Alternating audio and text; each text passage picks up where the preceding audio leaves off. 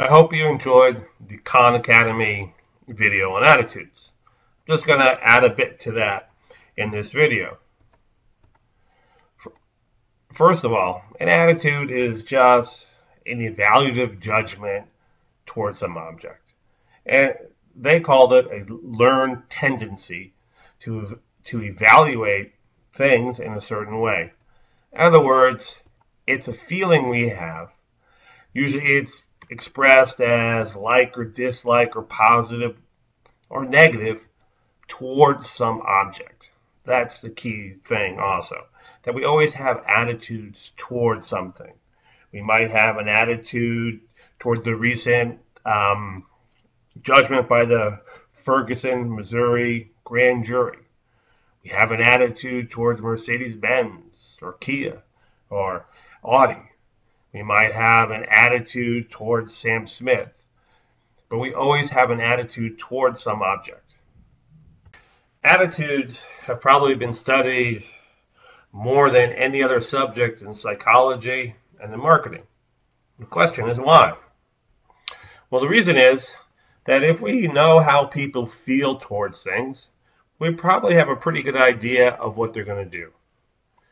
In other words, there seems to be a significant causal link between attitudes and behavior.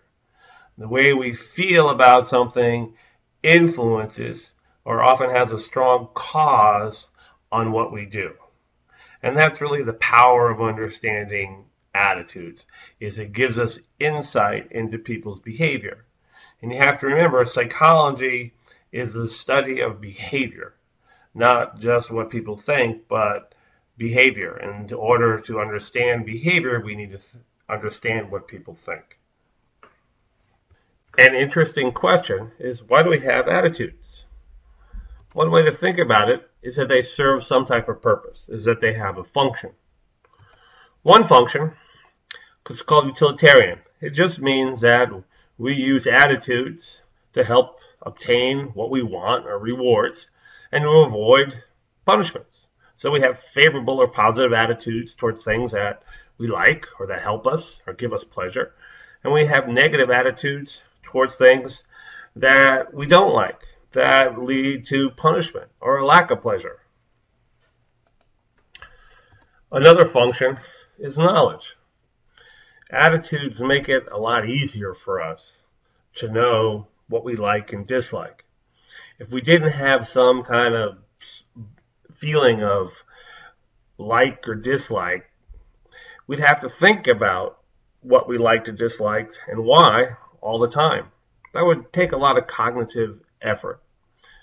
In the example here, it's the difference between, somebody asking you how you feel about LeBron James. Oh, I like him.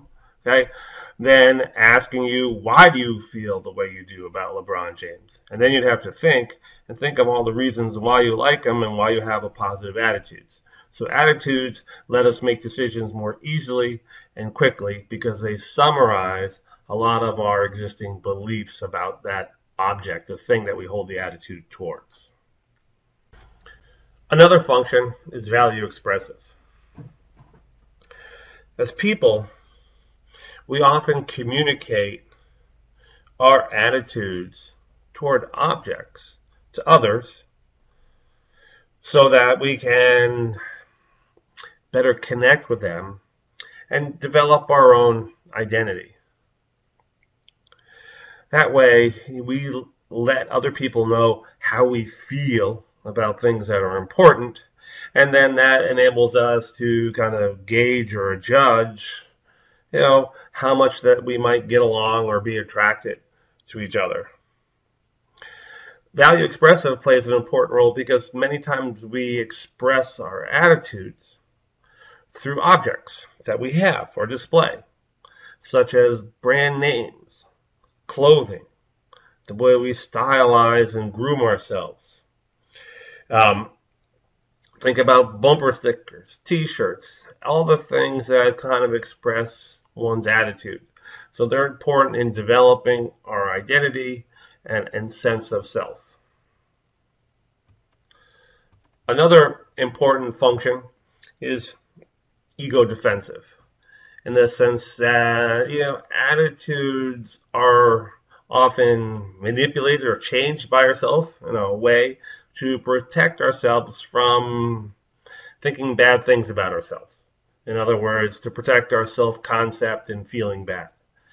For example, when you're on a team and you lose an important game, you might afterwards have a more negative attitude towards your teammates, okay, in order to explain why your team lost the game, and more importantly, to kind of protect yourself from saying or looking at yourself in a way that says, hey, I didn't play very well. Maybe a lot of how we did was my fault. So we change our attitudes. Well, I don't really think that he or she, my teammate, is really that good, and that's the reason we lost, in order to protect ourselves. We rationalize.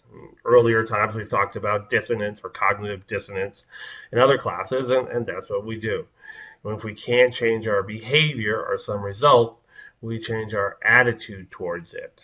And that makes it easier for us to handle in terms of our beliefs about ourselves and others.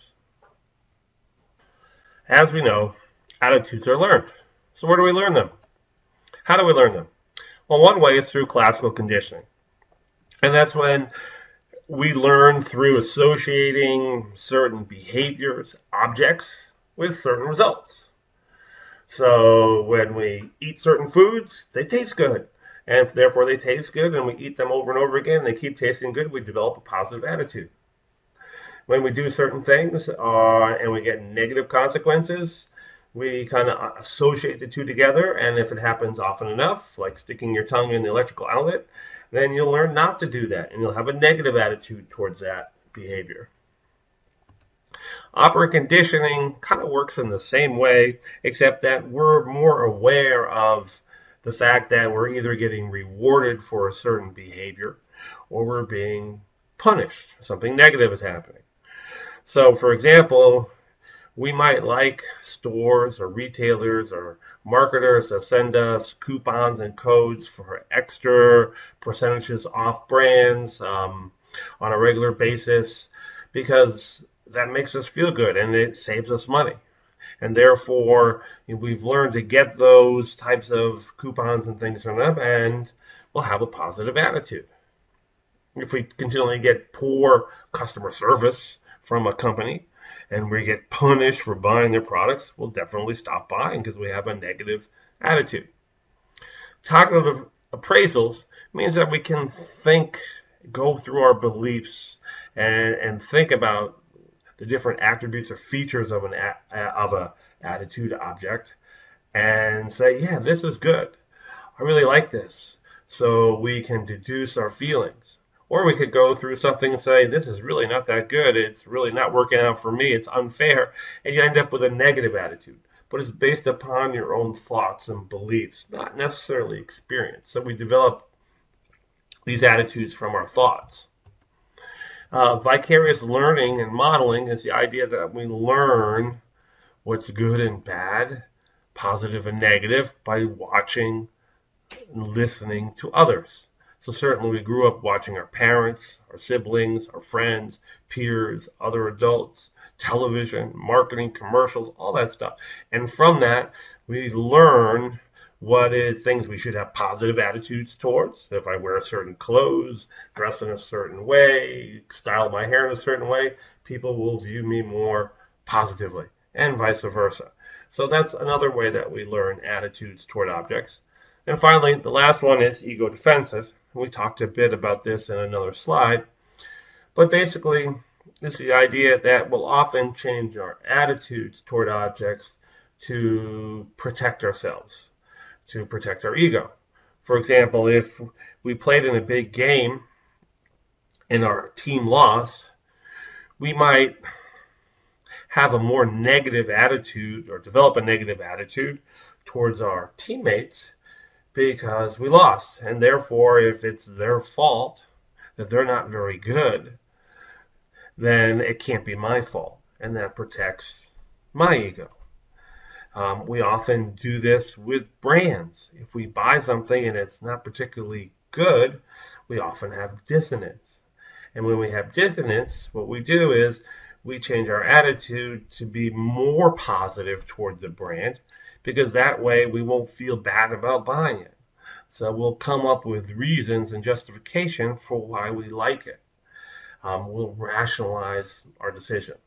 So there's a whole bunch, in summary, of these different ways that we can impact our attitudes through experiences and learning them, whether they happen kind of subconsciously or overtly, through our own thoughts, and examining what we know about something, and through observing others. And then finally, our attitudes, are changeable. Behaviors and consequences are not. So we often change our attitudes when we can't change the behavior.